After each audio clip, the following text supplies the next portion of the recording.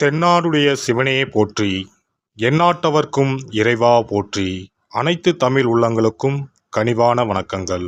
நிகழும் ஸ்ரீ மங்களகரமான குரோதி ஆண்டு ஏப்ரல் மாதம் 14ஆம் தேதி சஷ்டி திதியில் திருவாதிரை நட்சத்திரத்தில் சித்தயோகம் கூடிய நன்னாளில் ஞாயிற்றுக்கிழமை அன்று மிதுன ராசியில் இந்த மகத்தான சித்திரை மாதம் பிறக்கிறது.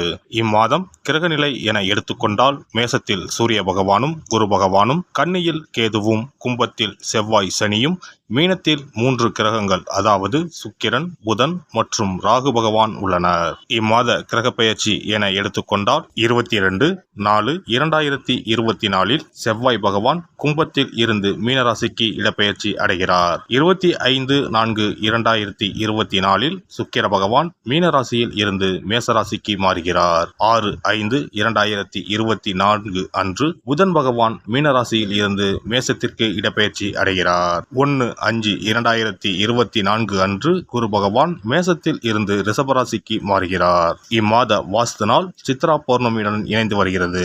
இந்நாளில் வாசல் கால் நடுவது, புதுவீடு கிரகப்பிரவேசம் செய்ய உகந்த நாள். பிறக்கப் போகும் இந்த சித்திரை உங்கள் வாழ்வில் நிம்மதியான நித்திரையை தரப்போகிறது. கடன் தொல்லை தீர்ந்து நிம்மதி பெருமூச்சு விடப்போகிறீர்கள். இனிமையும் கசப்பும் கலந்த மாதமாக இருந்தாலும் நன்மையே அதிக அளவில் நடைபெற வாய்ப்புள்ளது. இனி 12 ராசிகளில் உங்கள் ராசிக்கான பலன் என்ன என்பதனை பற்றி காண்போம். எந்த ஒரு விஷயத்தையும் தள்ளி போடாமல் உடனே முடிவு காண துடிக்கும் குணமுடைய மீனராசி அன்பர்களே, இந்த மாதம் தெளிவான சிந்தனை தோன்றும். எந்த காரியத்தையும் செய்யும் முன் ஆலோசனை செய்து அதில் ஈடுபட்டு வெற்றி காண்பீர்கள். சாமர்த்தியமான உங்களது செயலை கண்டு மற்றவர்கள் ஆச்சரியப்படுவார்கள். முக்கிய நபர்கள், அந்தஸ்தில் உயர்ந்தவர்கள் நட்புகள் கிடைக்கும். அதனால் கௌரவமும் அதிகரிக்கும். புதிய தொடர்புகள் மகிழ்ச்சி தரும். தொழில் வியாபாரம் தொடர்பாக புதிய நபர்களின் அறிமுகம் உண்டாகும். அதனால் நன்மைகள் உண்டாகும். உங்களின் கீழ் பணியாற்றுபவர்கள் சிறப்பாக பணிபுரிந்து உங்கள் நிலையை உயரச் செய்வார்கள். உத்தியோகத்தில் இருப்பவர்கள் புதிய பொறுப்புகளை கிடைக்கப் பெறுவார்கள். சக பணியாளர்கள் மூலம் நன்மைகள் உண்டாகும். அலுவலகம் மூலம் வாகனம் கிடைக்கலாம்.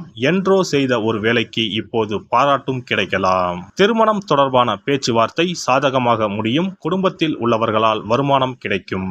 கணவன் மனைவிக்கு இடையே மனம் விட்டு பேசி எடுக்கும் முடிவுகள் குடும்பம் முன்னேற்றம் அடைய உதவும். பிள்ளைகளின் நலனில் அக்கறை காட்டுவீர்கள். பெண்களுக்கு தொலைதூர தகவல்கள் மன மகிழ்ச்சியை தருவதாக இருக்கும்.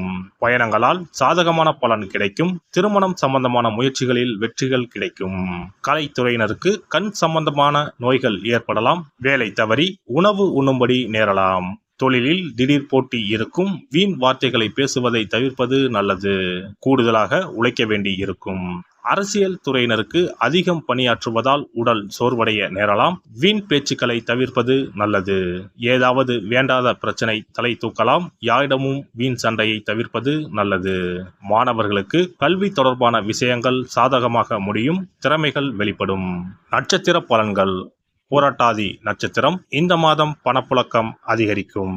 எடுத்த காரியம் அனைத்தும் வெற்றிகரமாக முடியும். மதிப்பு மரியாதை சிறப்படையும். செல்வாக்கு ஓங்கும். குடும்பத்தில் குதூகலம் ஏற்படும். தம்பதிகளிடையே அன்பு மேலோங்கும். பிரிந்த குடும்பம் ஒன்று சேரும். உத்திரட்டாதி நட்சத்திரம். இந்த மாதம் பொதுவாக நற்பலன்கள் கூடுதலாக கிடைக்கும். எதிலும் சிறிதளவு ஆதாயம் ஏற்படும். முன்விரோதம் காரணமாக சில சங்கடங்கள் உருவாகலாம். என்றாலும் அவற்றை சமாளிக்கும் வழிகள் உங்களுக்கு புலப்படும். இயந்திரங்களை உபயோகிக்கும் போது பணியாளர்கள் எச்சரிக்கையுடன் இருப்பது அவசியம். தெய்வ பணி, தர்ம பணி போன்ற நற்காரியங்களில் ஈடுபடவும் வாய்ப்புகள் உண்டு. ரேவதி நட்சத்திரம். இந்த மாதம் தொழிலில் சிக்கல்கள் உருவாகாது என்றாலும் சில வாக்குவாதங்கள் இருக்கும். எதிலும் அளவோடு ஈடுபட்டு வந்தால் தொல்லைகள் இருக்காது. அடுத்தவர்களுடைய விவகாரங்களில் வீணாக தலையிட வேண்டாம். பகைவர்கள் பணிந்து போகவும் வாய்ப்புகள் உண்டு. வியாழக்கிழமையில் குரு பகவானுக்கு நெய் தீபம் ஏற்றி அர்ச்சனை செய்து 9 ஏழைகளுக்கு தயிர் சாதம் அன்னதானமாக வழங்க செல்வம் சேரும். செயல்திறன் கூடும். எதிர்பார்த்த காரிய வெற்றி உண்டாகும். சிறப்பு பரிகாரம். சித்ரா பௌர்ணமி அன்று செய்ய வேண்டிய வழிபாடு மற்றும் அதனால் ஏற்படும் பலன் என்ன என்பதனை பற்றி காண்போம். தமிழ் மாதங்களின் முதல் மாதம் சித்திரை மாதம். சித்திரை மாதம் பிறந்தாலே பல பண்டிகைகள் வரிசையாக வரும். அவற்றுள் ஒன்று சித்ரா பௌர்ணமி ஆகும். பௌர்ணமி என்றால் முழு நிலவு நாள், முழுமை பெற்ற நாள்.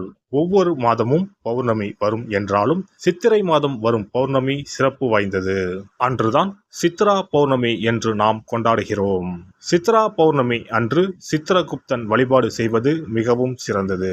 சித்திரகுப்தன் யமதர்ம ராஜனின் கணக்காளர் ஆவார். அவர் நமது பாவ புண்ணிய கணக்குகளை ஏட்டில் எழுதி நாம் இறக்கும் தருவாயில் யமதர்மனிடம் அறிவிப்பார். வானவில்லான அவரது தாயின் பல வண்ணங்களை உணர்த்தும் பொருட்டுத்தான் சித்திரகுப்தருக்கு பல வண்ண துணியை சாத்துவார்கள். சித்திரகுப்தன் கேது என்ற கிரகத்திற்கு உரிய கடவுள்.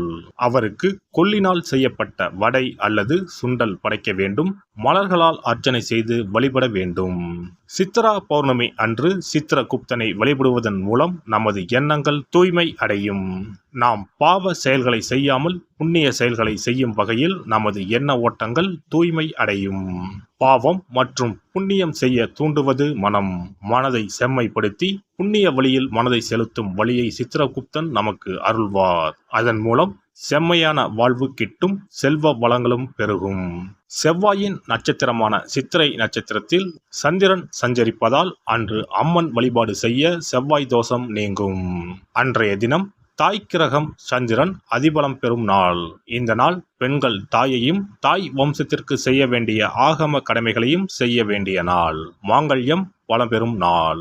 சித்ரா பௌர்ணமி அன்று வீட்டை சுத்தம் செய்து பூஜை அறையில் விநாயகர் படத்தை வைத்து அரிசி மாவால் சித்திரகுப்தன் படம் வரைந்து கையில் ஏடும் எழுத்தாணியும் வரைய வேண்டும்.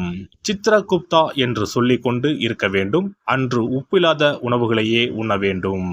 மாலையில் பௌர்ணமி தினம் உதயமானதும் சித்திரகுப்தனுக்கு பூஜை செய்ய வேண்டும். தலைவாழை இலையில் சர்க்கரை பொங்கல் அல்லது வெண்பொங்கலை படைக்க வேண்டும். பயிற்றம் பருப்பு எருமை பாலும் சேர்த்து பாயாசம் செய்து நிவேதனம் செய்யலாம்.